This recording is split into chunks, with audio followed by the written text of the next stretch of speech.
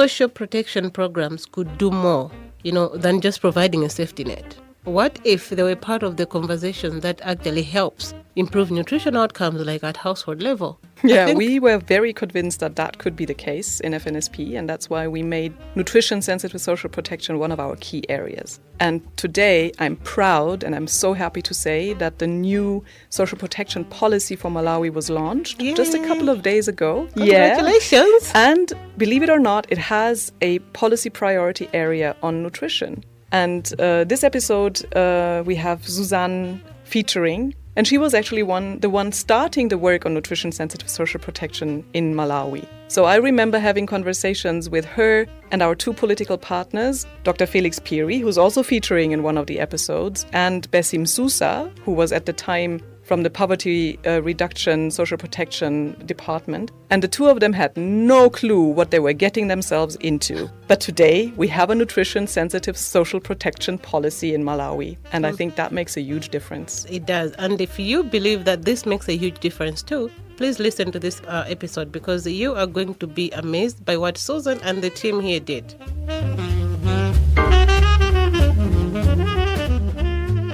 Welcome back to another episode of Over to You. And in today's conversation, we are discussing social protection, just with a twist, which is actually looking at nutrition.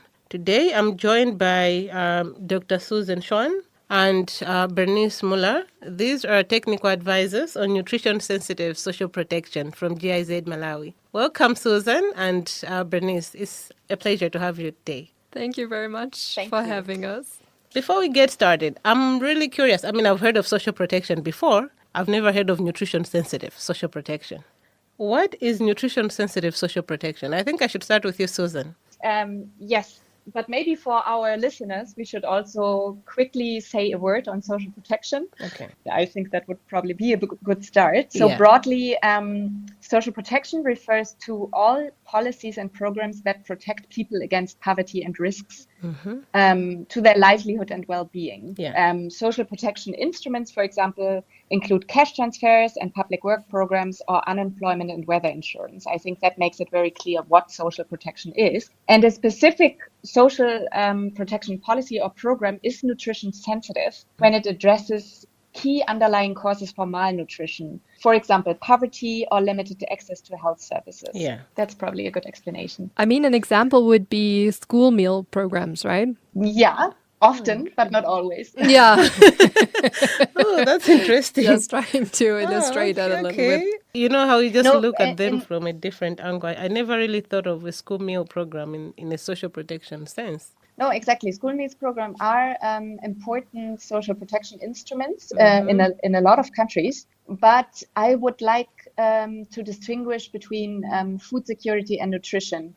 Because obviously when we speak of nutrition sensitive, we include food security as a very important aspect. Yeah. But we also mean more, which refers to diet, the quality of diets, nutrition intake, and also nutrient absorption. And that is much more than food security. But how did this start within FNSP? The whole idea of including nutrition sensitive into social protection works. I mean, as FNSP, a very simple reason for us to start working on social protection as well is that social protection programs are actually a great instrument to leverage impacts on nutrition, as they are often implemented on a larger scale. Okay. And both social protection and nutrition focus on the same or very similar target groups as nutrition programs. It's usually the poor and the marginalized population groups. And another important aspect was that GIZ Malawi does not only implement FNSP as a nutrition program, but also a social protection program aiming at strengthening the social protection system of Malawi. And with food insecurity and malnutrition being very prevalent in Malawi, a key objective of Malawi's social protection system, on the other hand, is also to improve nutritional intakes of vulnerable households. And against this background, the two programs, FNSP and the GIZ Social Protection Programs, started to collaborate and work on the topic of nutrition-sensitive social protection. So there was a collaboration like internally within the GIZ. That's something that I think for a listener, it would be a good takeaway. Sometimes you'd be implementing something, but it would also, be stronger if you sort of partner with others. It doesn't have to be outside. Even within your own space, it's also a better way to sort of bring out, better outcomes for the work you're trying to champion. Like in this case, the nutritional aspect and social protection. But how different was this work from the other social protection programs that are being implemented in the country? I'm asking because we know that social protection, as you say, there was already another social protection project within GIZ.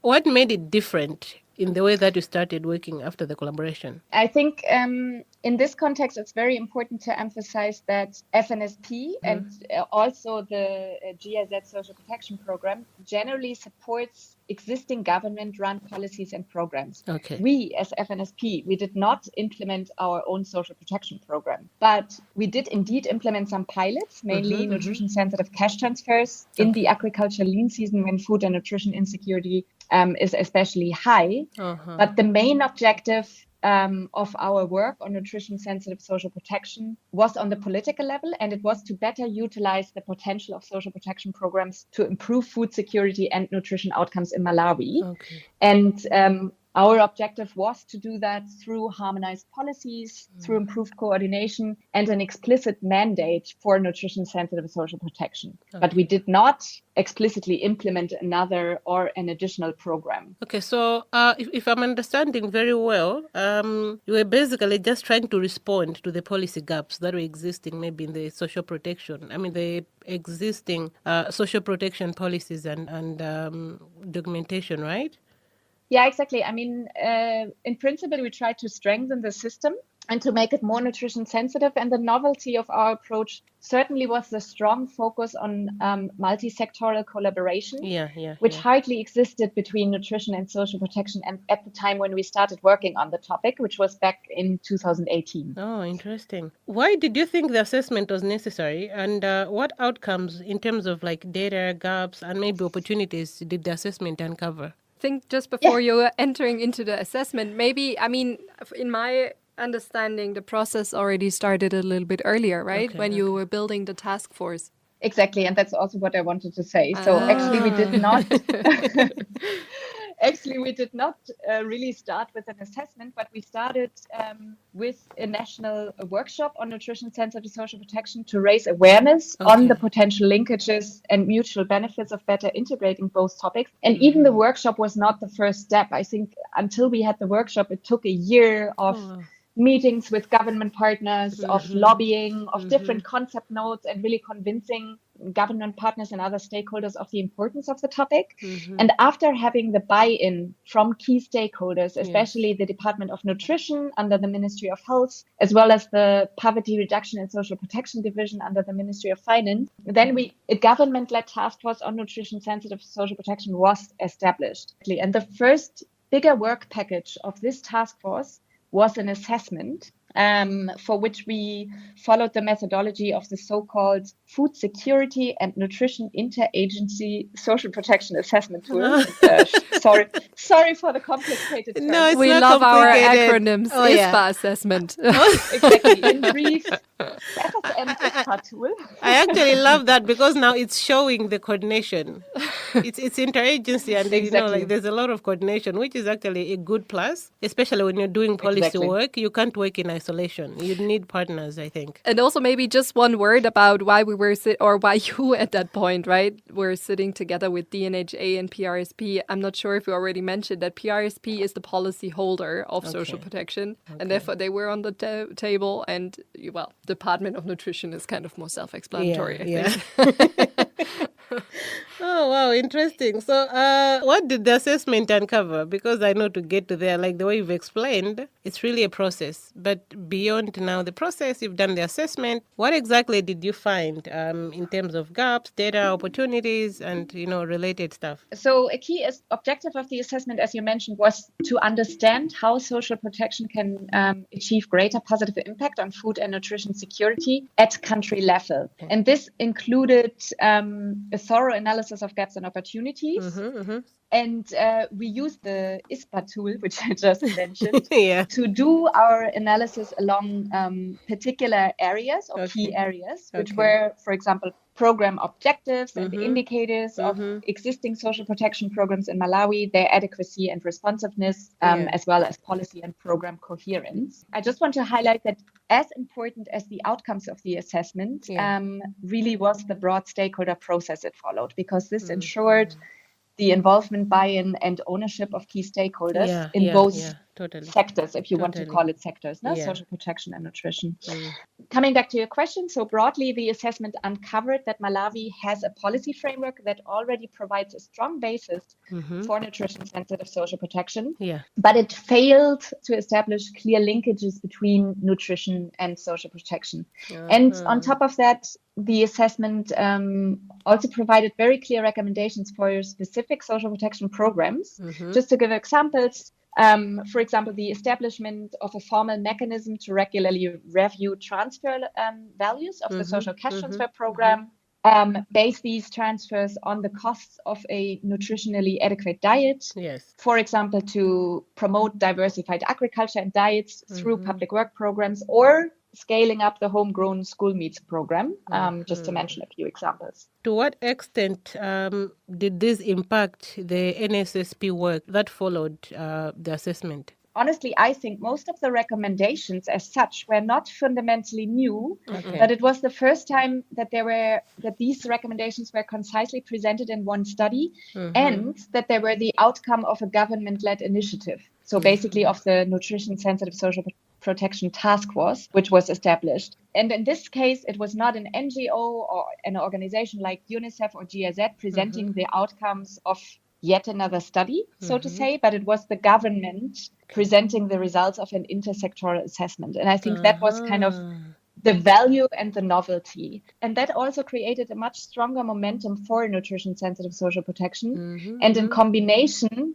and that was just right timing, I have to say, in combination with the revision of the social protection policy, that was a process which rather coincidentally started roughly at the same time and provided the opportunity for immediately integrating some of the recommendations of the assessment. And that was probably the biggest success or coincidence, so to say. And it certainly improved awareness, knowledge, and also coordination among various stakeholders working in nutrition and social protection, which was basically our main objective. Honestly, I would still not speak of impact, because in my opinion, that is something we would like to see on the ground, and that would be improved. No, that would be an improved food and nutrition outcome in the medium and longer term. So we hope to see that, but I would not yet speak of impact, but I would speak of successes of that study. I don't know, Bernice, if you would term it differently. No, I think I also really like that you put such a strong emphasis on the process, I think, because I was just opening the document again, like with the recommendations, and as you already described them as well, right? Like some of the recommendations they're not revolutionary, like it's just pretty much stating like people work together. And I also would highlight that this joint preparation, this joint understanding, kind of this awareness creation more in the process was I would say the biggest success in that. Yeah, I would also understand it like that. And then the recommendations were pretty much, we know we should work together, but now we also know each other, so we can also easier work together. So if you're just joining us, remember you're listening to Over to You podcast. And in today's conversation, I'm joined by Dr. Susan Schwan and Bernice Muller. These are technical advisors on nutrition-sensitive social protection within GIZ Malawi. And please keep listening, because there's still so much that we have to discuss today.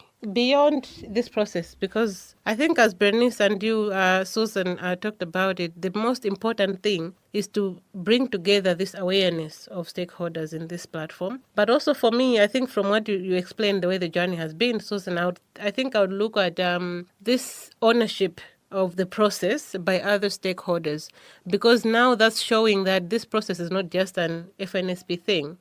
It's also something that even if you would want to push it other way, because if it's within the Department of Nutrition, it's a lot easier even for other partners to come in and support. But what exactly did FNSP do within that process? I would say we were more of a putting everybody together on one table role, right? Exactly. I would also put it like that. And I would say, in the whole process, FNSP or GIZ, FNSP together with the GIZ Social Protection Program, initiated the process, but at a very early stage, we kind of handed over the lead and everything that followed to the government. So we continued strengthening the government-led nutrition-sensitive social protection task force. And literally that also means we provided funding for meetings, and we helped preparing a lot of background documentations, steering consultants, etc. But the main kind of political lead role? was always with the government. Okay. Yeah, we were a convener. Exactly. That is a very nice term. Oh, to put convener. it. Yeah, that's a good way. That's a good Yeah, way. exactly. Okay. I think we've been talking about coordination for quite a while, and we all know that policy work requires a lot of, partner collaboration, coordination, and, a lot of other people chiming in, bringing in their expertise from somewhere. I'm just curious to know, how did you coordinate, especially with the Ministry of Health, under which the Department of Nutrition sits, and also probably other key stakeholders within the process? And how beneficial, of course, I know you touched on that already, how beneficial was this specifically to FNSP in terms of outcomes? That's a very good question, like the how, because, I was thinking if I should now describe how I interact with the ministries, that I think maybe I'm starting from more from an overall level, because obviously that's also a personal thing, how you interact with people and officials from the government. But I think what is really important to mention, also for others who want to initiate such a process on a national level, for example, is that I think a key advantage of FNSP was time. We had a very long implementation period, which allowed for a thorough conceptualization phase between FNSP and the GIZ Social Protection Program, even before approaching our government partners. And then we had various meetings, prepared several concept notes, and lobbied for the topic with key government partners and other stakeholders. And I mean, if you ask about the how, we mentioned it briefly. I think it is important that we always put the government at the front, like the government, especially PRSP and the Department of Nutrition, were kind of the face of the initiative and not GIZ. I think that really made a huge difference. Bernice, let me know if you... I just wanted to make an addition to what you just said, because I always feel when, I came into the program at rather late stage, right? So most of what I saw of the activities or of our work was already quite established, right? And for the work that I started doing, like I always felt it was such an advantage to the work that there were already established working relationships. So not only with the Department of Nutrition, with the years and years and years of previous work, but also with the PRSP through the Social Protection Program. And I think that's not only a time component that comes into play at that point, right? Like it's also kind of as you say, maybe also like the focus on the partner, maybe also the priority of building this working relationship before really like introducing new, like understanding each other pretty much, like before introducing a new concept. Because I feel in our work, often like we underestimate this step of, the department has not adopted this certain approach that we like very much at this one point because they don't know about it, or because but mainly very often, I mean, how is it that new approaches come into being? Like you take the time to convince somebody to pick them up where they are. Like we are in our specific, like you need a relationship to build up from, because if you don't trust the new approach, don't trust your new partner, also don't know if that work relationship is, something that stays, like you're also less likely to adopt such a new approach and such a new concept, right? Susan, you want to also add to that? I would like to add to that. It basically underlines the importance of the fact that there was a nutrition program, having already the Department of Nutrition as a government partner, but there was also, and not less important so, the Social Protection Program, which had an established working relationship with PRSP, because as Denise said in the beginning, PRSP is the government owner, so to say, of the social protection policy. So we kind of had a mandate to work with both, because otherwise, I think if we only were a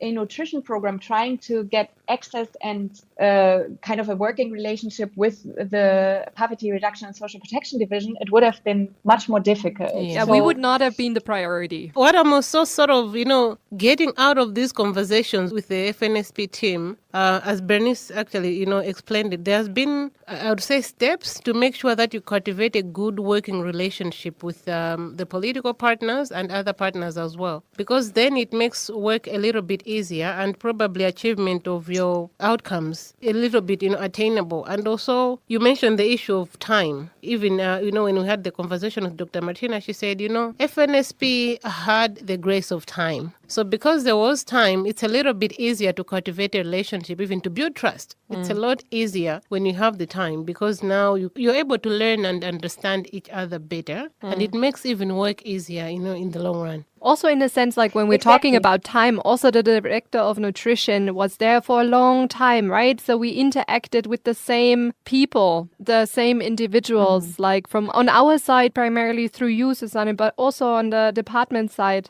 through Dr. Peary, right? For example, if we only had 3 years, like many programs, for the implementation of FNSP, I'm sure we would have implemented the stakeholder workshop and the assessment on our own without such a strong government engagement. But I think exactly that, it was never GIZ calling for meetings or workshops. And I consider that a key success factor of the whole initiative, because otherwise it would just be an outcome of a project. You know what I mean? But that was never the purpose. I mean, it's not, at least for me, it's not only the purpose to fulfill our indicator. No, not just you. But I think also the ownership issue you mentioned is a lot easier when you have them owning the process. Yeah, it kind of makes work easier in the long term, I think. I don't want to exaggerate. Certainly, GIZ supported financially, and we did lots of preparations in the background. But the face, as I said, was always the government. And I think that's really important also for other stakeholders to join an initiative. It was not a GIZ or UNICEF initiative. It was government-led. And I think that makes it, I think you mentioned it in the beginning, much easier also for others to join and to kind of consider such recommendations also in their implementation. What achievements have you seen in the policy work that you've done on nutrition-sensitive social protection? And also, perhaps, maybe, how did the communities, benefit from this work that you were able to do at central level? Well, in brief, I would say definitely an achievement is more coherent policies in the field of social protection and nutrition, awareness of the opportunities of better integrating the two sectors. And I mean, in my understanding, both government partners really understood the potential benefits and that they could, in the end, achieve their goals better in collaborating. And what was also mentioned, an established work relationship between key ministries, because before there was hardly like a forum where they regularly interacted and collaborated. And I mean, you mentioned the communities. There will hopefully be changes in implementation for beneficiaries in the future. We cannot claim any impacts of this policy now. I think that's very also partly due to the fact that the policy is still not being validated and the updated policy is still in OPC at the moment. Oh, yeah. So not operational. But they take time. They take time, Yeah, it takes time. I would hope to see in the future that, it's a national policy, so not only the Malawian government, but also other donor agencies and implementing agencies kind of have to work according to the policy. So that is hopefully something which will kind of manifest itself in the future. Yeah, that's true. I mentioned, but that's probably another level. I mentioned that FNSP also implemented some nutrition-sensitive cash transfer activities that obviously had an impact for those selected communities on the ground. But on a national scale, I think we cannot claim any impacts as of now. But I mean, like, we can talk about a little bit about the further process, right? I mean, like, it didn't stop with the policy at that time. In policy and governance, like, you first have the policy, right? Then you have a strategy, and then you have an operationalization where you're actually kind of bringing it down to the implementation level.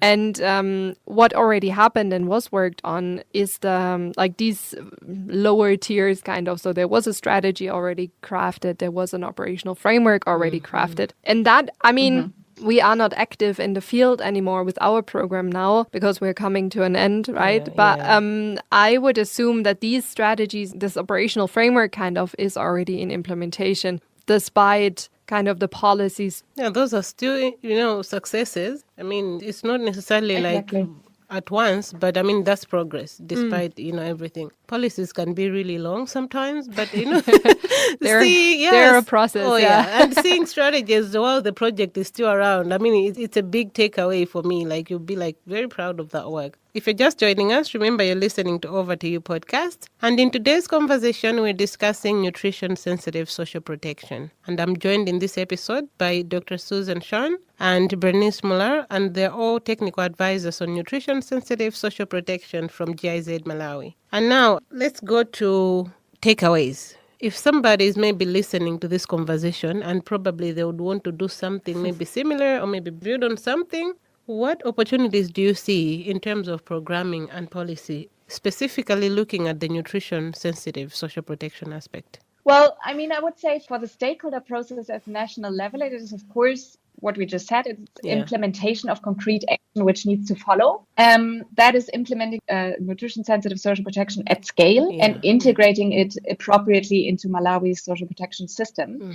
And this is an opportunity for, obviously, for all implementing partners of the government of Malawi. And it does not only apply to social protection interventions, but also to the annual lean season response, which is unfortunately or has to be regularly implemented in Malawi because we are facing a severe food insecurity in the agricultural lean season very regularly. For other countries, it may be an opportunity to learn from our approach to better integrate nutrition and social protection at the policy level. And here, I think a key recommendation from my side would be to take enough time for the process and ensure as early as possible that the process is government-led, because otherwise not likely that it ends up in a national policy. And then, I mean, I mentioned that FNSP also implemented nutrition-sensitive cash transfers and other programs. And here, I do see that the Malawi Social Cash Transfer Program, but also the annual lean season response can certainly learn from our implementation. It could, for example,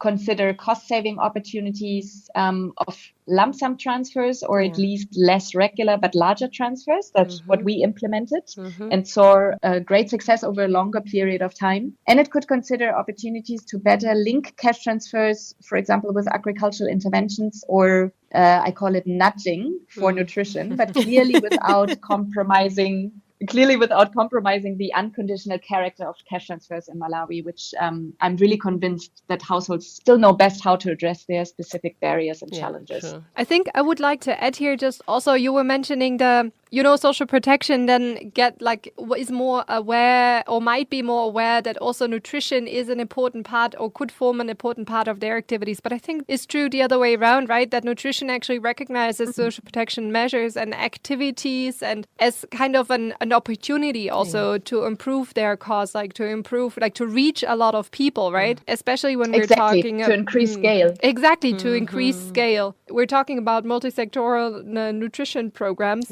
And that is, I think, something, poverty reduction, nutrition improvement, that works really well together. So kind of using that as a platform to also reach more people. Absolutely right. I would like to add one point. I think we mentioned that also very often in FNSP, Bernice. Yeah. And that was the nutrition specific projects, let's say, really need to acknowledge that in some fields, kind of change or impact is really, really hard to reach or achieve if you do not improve income of households, especially in Malawi. So you can do as much nutrition education as long as people don't see how they should ever achieve or finance or afford a more diverse diet, your impact will be limited. And that's also what we see in a lot of impact evaluations, that what we see relatively limited impact of many nutrition projects after they have stopped implementation, but also immediately, as long as you don't have any effect on income generating activities or social support. That's totally true. even when you look at the structure of the VSLA, the Village Savings and Loans Associations, I also know that FNSP did work on, integrating nutrition in that space. The biggest issue that's coming out is, even if you educate people on nutrition, even if you give people all these, skills and knowledge, if they don't have the resources to have, to provide, the food and everything, it's really an issue of how much can I do without, the resources themselves. Like you can't, create food out of a vacuum. You need resources to be able to do that. And that's really where it also works together, because also if you have money, you also need the knowledge or the information on how to kind of invest that in a way that it optimally benefits also your family, right? True. In a nutritious sense. So, and I think that's where it really comes together. And I think like also acknowledging climate change, increasing extreme weather events, etc., right? So there is an increased need for like resilience will become more and more important because the circumstances are getting more difficult. Totally. And I think I honestly love how FNSP did this holistically. It's like you were looking at other factors that could also affect nutrition beyond the provision of, nutrition interventions at household level. So there was all these other issues you were taking into consideration. And as you're mentioning, resilience, you're talking about, it's multisectoral. And all these kind of speak into how this is going to be speaking together to improve nutrition outcome. I think it's the best, I would say, way on how people should be approaching implementation of interventions, in my opinion. As we already said as well, coordination, cooperation takes also a lot of time. It takes a lot of energy, takes a lot of men and women power in a team. So, Totally. that is also maybe that this and stays one of the main, I think, takeaways also for me, to really acknowledge that the more integrative we want to look at a topic, the more we also have to acknowledge the energy, the investments that are necessary to happen, time and financial investments, and to make this really happen. I think. Totally. I totally agree. And I think I also mentioned another thing that Dr. Martina mentioned in our session when we're doing nutrition governance. She mentioned patience. No. She mentioned patience, because if you're patient, you can learn and understand each other better. So I think it's also important to look at it that way. But now we're talking about everything positive. I'm just curious to know, what challenges did you face in this work? Even though we had time was often a challenge. As a project, you have to report on your progress. And for an outsider, to be honest, it's sometimes really hard to understand. We are relationship building. Exactly. Why it took a year to get to the point that you organize a national workshop on nutrition-sensitive social protection, because we're already working on the topic for a year. Yeah. You know what I mean? What have you done in that time? Exactly. So I just want to underline, policy processes take much more time than just developing a policy or a guideline or whatever, and it takes a lot of time and energy. Like a lot of time and energy needs to be put into relationship building, into meetings, into lobbying, into coordination. And in a context where we were working, like in Malawi, and also how like the FNSP and the GIZ Social Protection Program are working, I would also mention financing as another challenge, because especially in a country like Malawi with a very tight government budget, the questions of financing implementation is always key.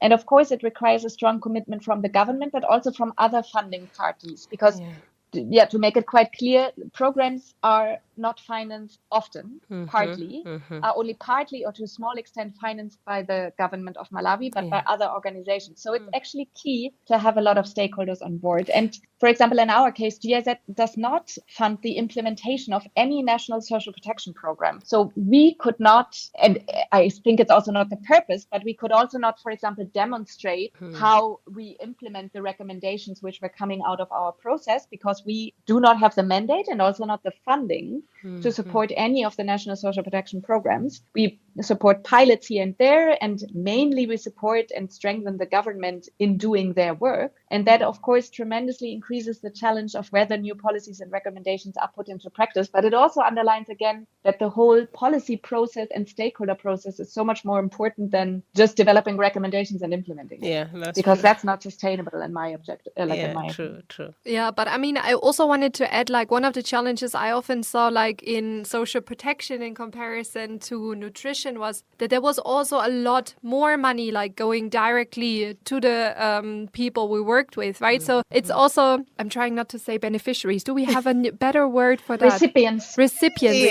Thank you very much. Like, so there is a lot more money directly going to recipients, and that also means like giving up control, right? Like on the maybe on the donor community side. And I think this is also sometimes just if we are facing realities, like it's difficult to communicate sometimes that you're saying like, yes, this is a whole lot of money. We're not tying this to, I don't know, if we're looking at cash transfers, right? Like there is just a chunk of money given somewhere and you're saying like, yes, but people know how to use that, right? They know best. So who are we to actually now start implementing or tying this to certain conditions? And it will be used in a very efficient way, just maybe not in the one way that you would expect, or that even benefits your indicators, you know? So there's a lot of giving up control, I think, also in comparison to nutrition, where implementation is a lot more, I would say, like defined. I don't know how to express that better. What do you think, Susanne? No, I totally agree. And I think that highlights another challenge in social protection, but probably more so in the nutrition sector as such. Because I think, let's say, stakeholders within social protection by now do know a lot about the benefits of cash transfers and also of unconditional cash transfers. But I think, as you rightly put it, Denise, there's a lot of prejudice and misunderstandings amongst stakeholders in nutrition and probably also in other sectors on how, let's say, marginalized people, households use financial resources if they get them. And I would just urge any listener who is interested in this field to really look at the empirical research on this topic, because it's very well documented that the vast majority of people and households who are marginalized and get access to financial resources do not use this money for alcohol or cigarettes or any negative purposes, really. It is very well documented in the empirical literature and also in very applied research that people know how to address their individual barriers, and we as policymakers or government agencies or NGOs, we never understand the individual barriers of each and every household we are working with. Yeah, we and cannot. I'm absolutely convinced that no, we cannot, and we will not. Like every ambition to do this will not be possible. I like that point. I think it's also about the giving up, a bit of control that Bernice was talking about. Trust them to be able to do this work a lot better, because I mean, at the end of the day, we've got individual differences. What I'm facing in my household is not the same as what John is facing, and to think this would be similar. Indicators are most times at addressing things that are like uniform in a sense sometimes. And I think the long-term solutions come from that, right? Because I mean, you have one household that implements a certain very nutrition-specific activity and will have a lot of nutritious food on their desk, right, on their table, right, for dinner, for example. Whereas another household might invest in a business and therefore buy from the person next door who's growing more diverse foods, right? So I think that also, highlights the connection again between the two topics and how important that is to kind of have an understanding of both. Yeah, that's true. Let's conclude with sustainability. How could nutrition-sensitive social protection be sustained? We are working on policy level. We're working on governance, right? That there is a framework that everybody also has to oblige to, right?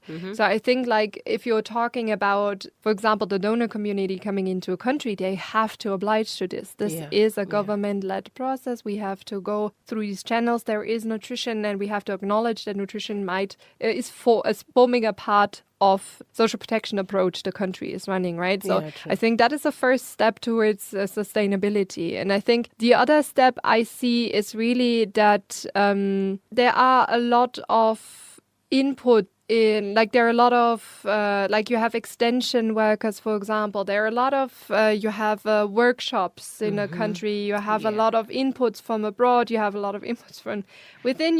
But there's a lot of learning in general. And I think so. If actors start keep talking to each other and keep understanding, if the awareness remains that there is an added benefit of combining these two topics. I think I'm just wondering, for me, to make it more explicit, I think it would already help if there is a kind of a reminder from time to time. I'm not really sure how to phrase that in a way that it makes sense now. Maybe I could also try to come in, but please if you have another idea how to phrase it, just come in. Yeah. So maybe to start on the policy level, I think key after anchoring nutrition in social protection and other policies is that this improvement is also translated into concrete action on the ground. We said that several times. This could mean different targeting mechanisms, different program indicators, different timing of interventions, and also different implementation modalities need to be integrated into existing programs. And in Malawi, we said that as well. No, this does not only mean ownership and buy-in from the government, but also from a lot of donor and funding organizations financing and implementing policies and programs. And it really requires that, and I think maybe that relates to the reminder you were mentioning, Denise, that nutrition-sensitive social protection is seen as a priority. No, that is very obvious that there are mutual benefits of implementing the two in an integrated way. And I think for its long-term sustainability or medium-term sustainability, it is also really important in the medium or longer term that we do see measurable improvements on the ground. And this requires realistic and nutrition-sensitive indicators, because if there's no success or proof of its benefit, it's really hard to sustain it over a longer time. I also found a better word for the reminders. What I actually wanted to say was that I think it requires continuous advocacy also for the topic, right? So that we keep... Very nice. Thank you. That's a good word. No wonder I had to sit down back and think about it again. It's really important, I think, to continuously advocate for, these components, because as you said, at some point, for both sides to understand, like government and, the development partners, the donors, and whoever is supporting this work, it's important to always remind people, because sometimes, people would be there and then at some point the morale keeps going down, why should we keep funding this? Why should we be doing that? But policy work to keep, its momentum going. Advocacy is always important, because without that, evidence sort of backs up the advocacy. Otherwise, without it, it's also just empty noise as well. So it's also important to always balance between what you're talking about and what's really, working on the ground is also important. I totally agree with that. I don't know, are there any concluding remarks? Let's hope the policy is in action very soon. Yeah, fingers crossed. Thank you very much for being with us today. And today we were discussing nutrition-sensitive social protection, especially on the policy aspect. I was joined on the episode today by Bernice Muller and Dr. Susan Schwan, and all these are technical advisors on nutrition-sensitive social protection from GIZ Malawi. We hope you've got something that you've taken away from this conversation, especially on how to go about policy work, on how to maybe proceed from where FNSP stopped, especially on nutrition-sensitive social protection, and basically anything else that could help you maybe in your implementation of any other work that you're doing, or if you're hoping to work on something similar. Until the next episode, this one is over to you. Thank you very much. I've been your usual host, Zainab.